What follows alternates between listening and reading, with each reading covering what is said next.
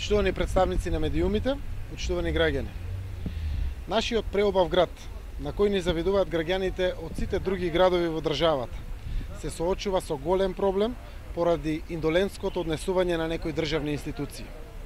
Струмичани се доведени во ситуација од една страна да се гордеат со изгледот на централното градско подрачје, но истовремено и да се срамуваат од наградувањето на тој изглед од страна на бесправната улична продажба на се и сешто, нешто што зема се поголем замав. Тоа ли го заслужуваат Струмица и струмичани? Во таков ли град сакаме да живееме?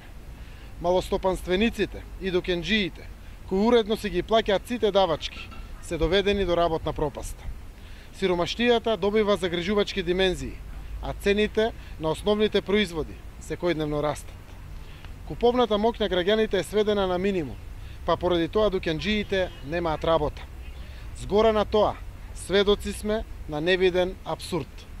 Надлежните институции ги репресираат и казнуваат легалните трговци и сопственици на дуќани, а не преземаат ништо против нелегалните улични продавачи, а токму легалните се тие кои го полнат државниот буџет, од кој оние кои треба да ги заштитат земаат плата.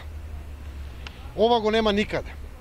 Луѓето од државниот пазарен инспекторат и од управа за јавни приходи крајно време е да излезат на терен и да го решат овој проблем. Впрочем, за тоа и се платени. Од ова место им порачувам, ако им недостасуваат некакви ресурси, било гориво, возило, финансии, било каква помош и соработка, локалната самоуправа, општина Струмица, им стои на располагање во секое време и доба од денот.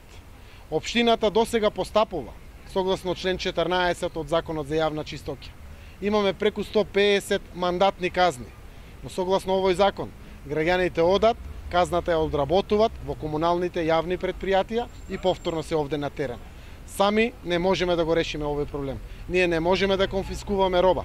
Ние не можеме да даваме други прекршачни или кривични казни. Поради лошата економска состојба, продуцирана од власта, но и поради овој нерешен проблем и на Старата чаршија, и во Глобал, на овој булевар Маршал Тито, булеварот Ленинова и на други места во градот, секојдневно се затварат дуќани. Треба ли името на Старата чаршија да го преименуваме во улица Дуќанот се издава? Треба ли името на овој булевар да го преименуваме во Вашарски булевар? Времето на Вашари помина уште во минатиот век. Зошто некој сака да не врати во минатото? Поради ваквата хаотична состојба голем е бројот на дуќанџиите и граѓаните кои организирано преку социјалните мрежи јавно го изразуваат својот револт. Тој нивен револт е сосема на место и апсолутно оправдан. Ги поддржувам целосно овие сограѓани, затоа што нивниот револт е и мој револт.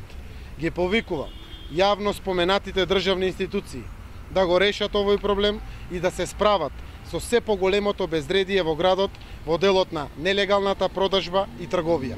Струмица тоа не го заслужува.